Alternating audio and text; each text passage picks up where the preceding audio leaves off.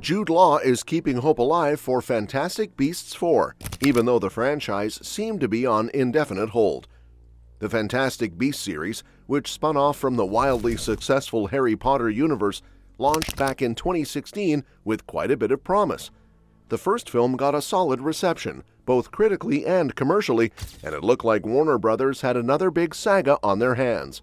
At the time, it was even planned as a 5-part story that would expand the wizarding world in new directions. But things didn't quite go as expected.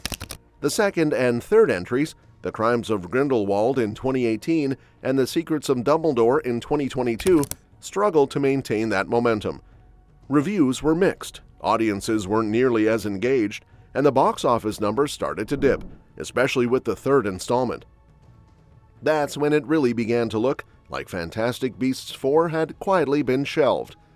Still, Jude Law, who stepped into the role of a younger Albus Dumbledore in the second and third films, hasn't given up. In a recent interview with GQ, he shared that he's still holding out hope for a fourth movie. There's no official movement on it right now, but Law says he's just waiting for the call. From his perspective, Dumbledore's journey still has plenty of ground left to cover. There's lots more to tell, he explained, and that optimism does bring a little light back to the possibility.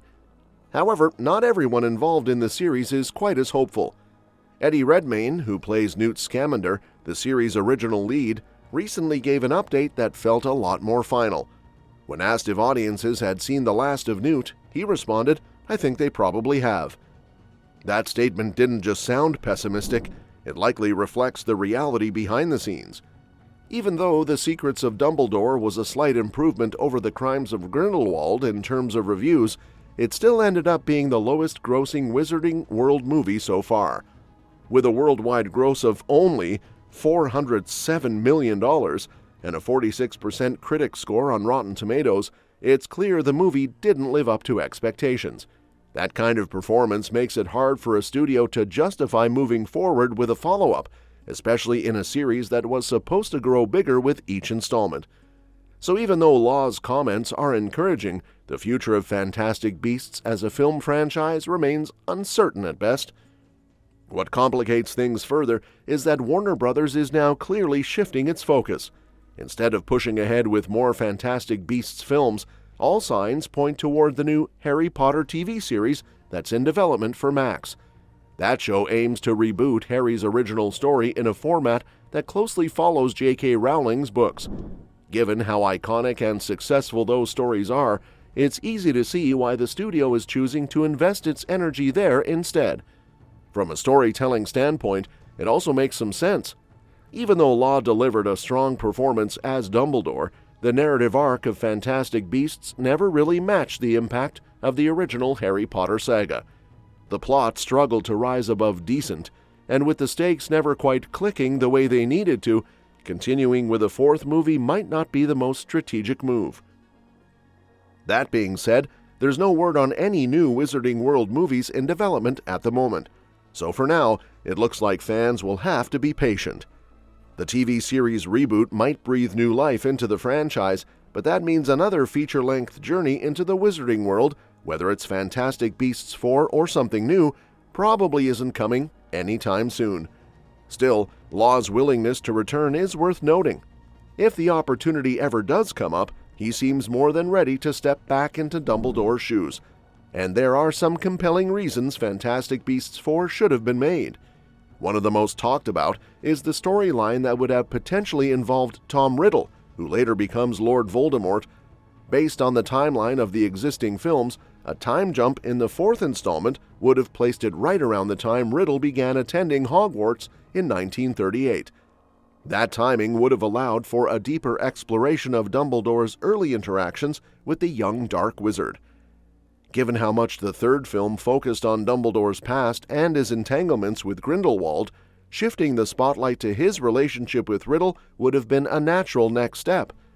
Fans familiar with the larger lore would have expected at least a hint of Voldemort's origins, especially since his rise to power is such a major part of Wizarding World history.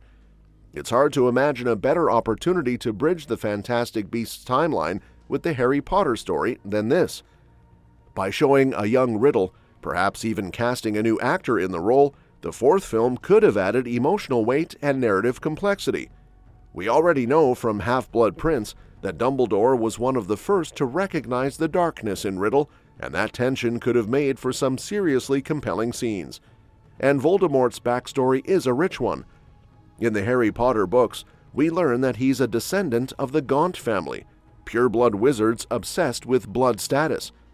His mother, Merope Gaunt, uses a love potion to manipulate a Muggle into fathering Tom, which explains a lot about why Voldemort later grows to despise love and human connection.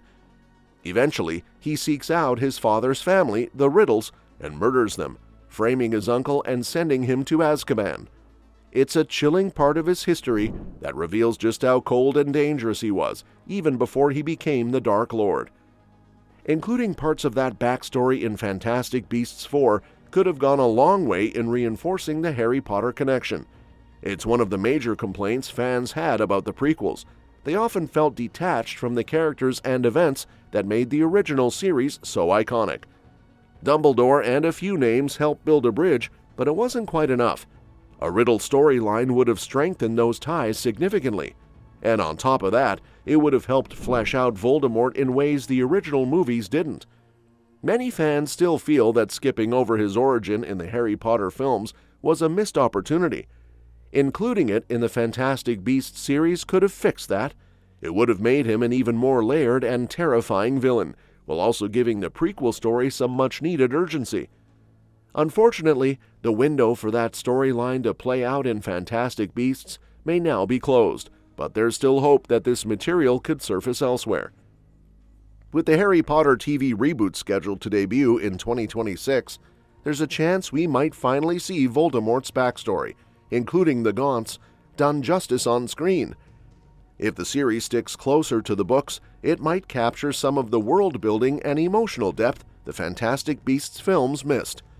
The spin-off series did have some strengths, though. Newt Scamander was a unique and endearing lead, and his journey as a magizoologist was refreshingly different.